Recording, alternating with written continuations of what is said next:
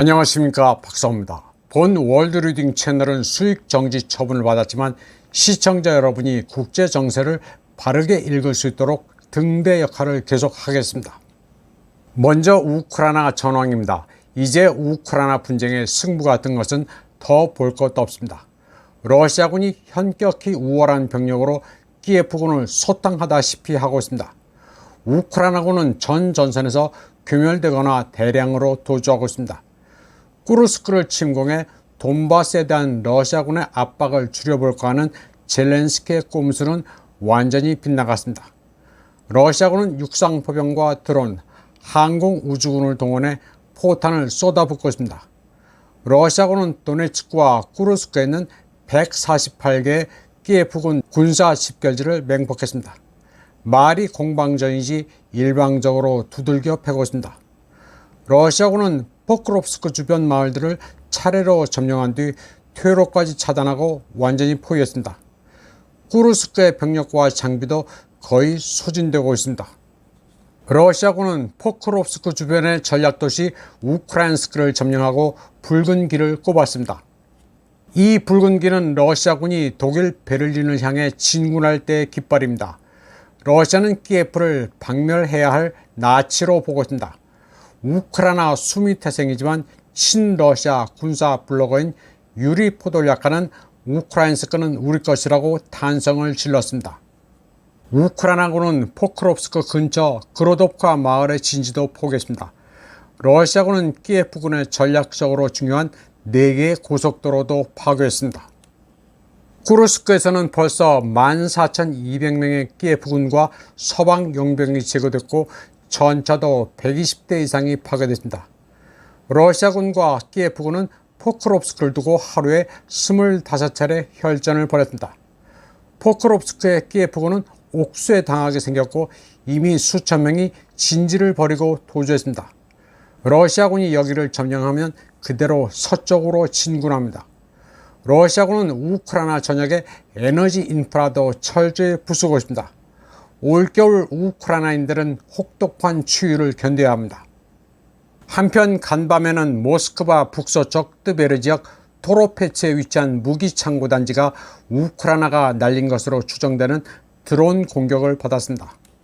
그리고 거대한 불기둥이 일었습니다. 60에서 70개로 추정되는 무기 창고가 폭발했습니다. 영국의 텔레그래프는 이 창고들이 북한 미사일과 유도폭탄, 포탄, S-400 대공미사일 등 러시아의 가장 첨단 무기들을 저장하고 있었던 것으로 여겨진다고 설명했습니다.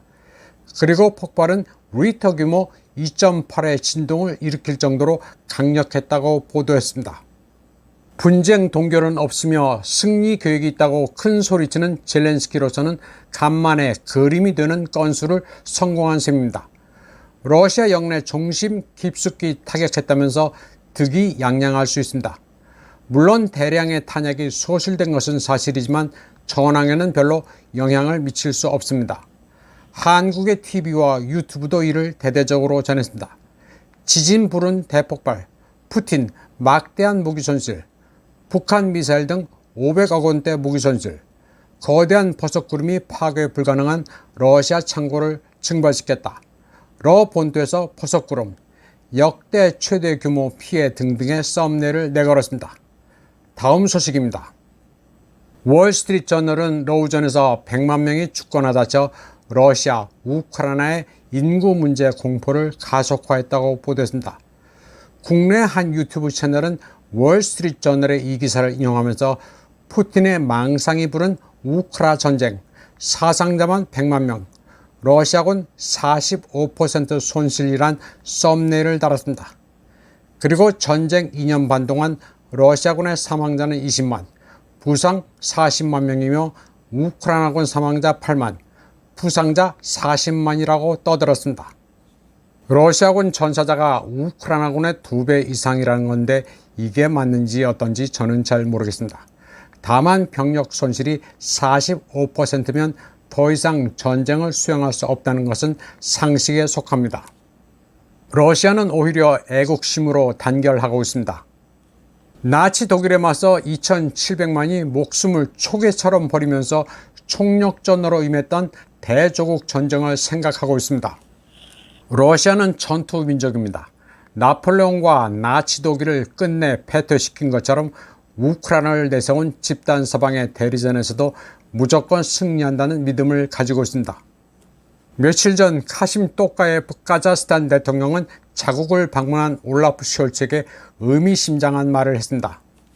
그는 러시아가 니파비지마 보옌넘 아트너시니 군사력에 관한한 무적이라면서 모스크바와 키예프의 갈등이 더 이상 확대되면 안 된다고 경고했습니다. 또카예프는 평화로 가는 길은 여전히 열려 있다면서 중국과 브라질의 평화 이니셔티브를 실행 가능한 옵션으로 꼽았습니다. 그런데 또카예프가 독일 총리 숄츠에게 러시아는 니파비지마 보옌넘 아트너시니라고 한 것은 철혈제장 오토 폰 비스마르크의 명언과 거의 같습니다. 비스마르크는 절대 러시아와 전쟁을 하지 말라고 했습니다. 당신이 무슨 전략을 마련하든 러시아는 예측하지 못할 우직함으로 나오기 때문에 당해낼 수 없다고 했습니다.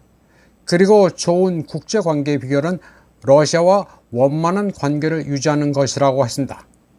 비스마르크의 명언은 맞는 말입니다. 전후 독일이 경제 발전을 이룬 것도 러시아의 저렴한 에너지 협력 덕분이었습니다.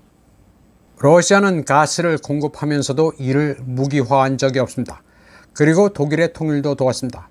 러시아는 독일에 해코지를 하지 않았습니다. 또카예프는 사실 숄츠에게 비스마르크의 교훈을 아느냐고 말한 것입니다. 그런데 굉장히 아이러니한 비스마르크의 명언도 있습니다. 내가 역사로부터 배운 것은 아무도 역사에서 배우지 않는다는 사실이라고 한 말입니다. 이번 방송은 여기까지 하겠습니다. 시청해주신 여러분 감사합니다.